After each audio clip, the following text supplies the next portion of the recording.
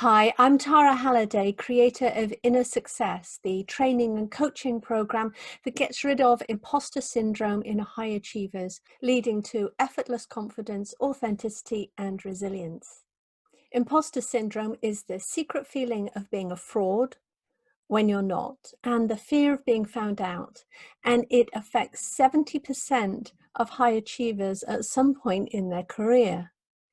It affects men and women equally and leads to feelings of confusion, isolation, anxiety, and it can lead to burnout and sometimes ending careers.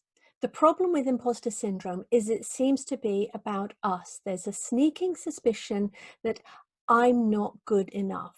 And in high achievers, this is I'm good, and there's a intellectual knowledge that I'm good, but there's not the inner feeling of yes, I'm good enough. There's not an owning of your success.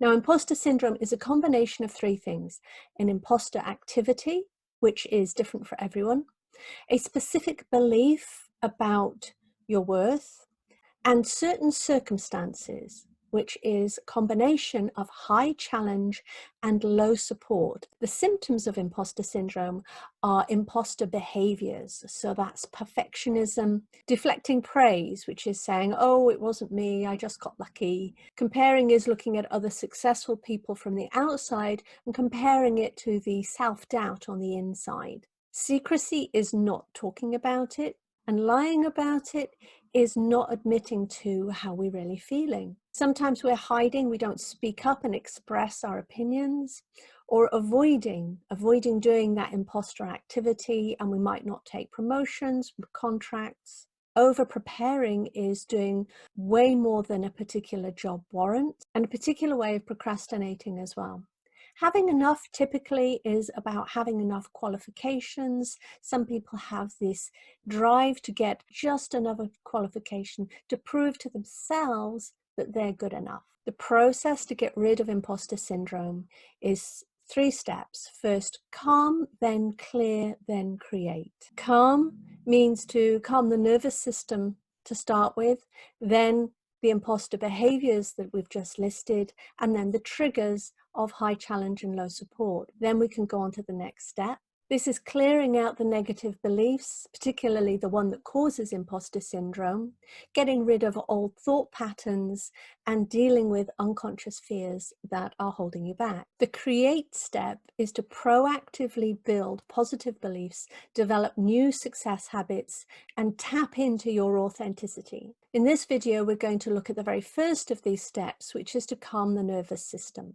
When your brain detects a threat, it goes into one of 3 physiological states. It goes into the fight mechanism, the flight, to run away, or the freeze, the rabbit in the headlight. These 3 states are our natural body's way of protecting us in life and death situations. Unfortunately for modern humans, our brain also detects other things as threats, including people in situations around us that don't really threaten our physical survival, but we react to them as if they do. If we look at this on an axis of what we want versus what we don't want, and time going forwards, if we're habitually in the fight, flight, and freeze states, and we don't do anything about it, then we have continued stress, and that builds, and it also leads to a habitual negative thinking. Over time, that makes us more impulsive, more reactive, and we have the feeling that it must be me because you're not feeling like you're good enough. In the process of calming the nervous system,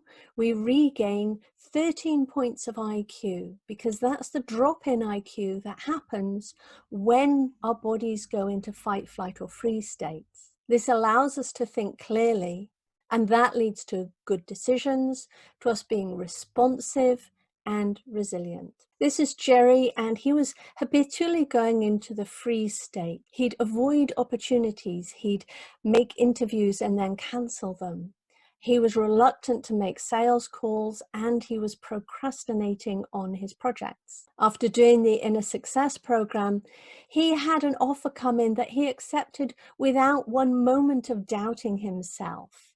It didn't occur to him to think he wouldn't be good enough, and it seemed an exciting thing to do. He was happy to call potential clients, and he was proactive in his follow-up. Elaine was constantly in the flight state where she wants to run away. She had a hostile boss, and she would jump when she received an email from him before she'd even read it, and she wanted to avoid having any meetings with him. After the Inner Success program, she could calmly reply to the email. She knew when her boss was angry and upset, it wasn't about her. And even though she could cope much better with the situation, she chose to get a new job with a better environment, and she was confident that she could get that new job. For my imposter syndrome experience, when I was 14, I was made patrol leader with the Girl Guides. It was my first official leadership position, and I did a terrible job of it because the only example of leadership in my environment growing up was the command and control style. So it didn't feel good. I didn't do it well. It didn't get a good reaction.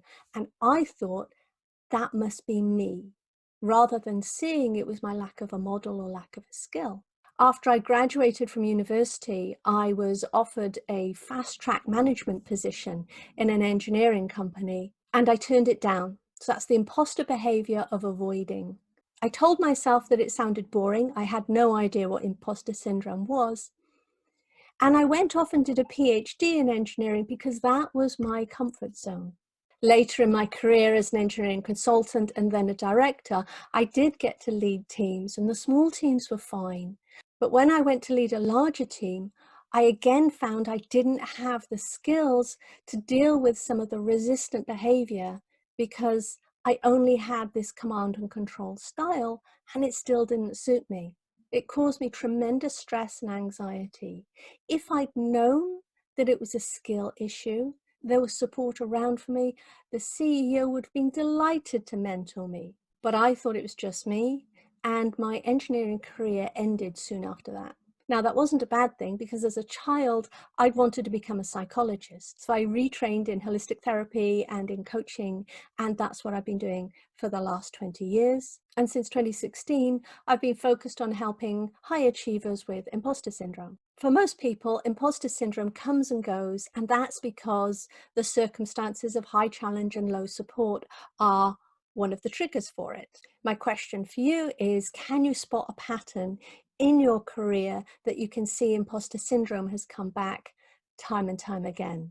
Beyond imposter syndrome, once you've got rid of it, is your natural calm, your natural confidence, your authenticity and resilience. To get rid of imposter syndrome for good, you need these 3 steps, the calm, clear, create process. And this is the procedure we follow on the Inner Success program. Inner Success is an 8-week training and coaching program designed to eliminate imposter syndrome.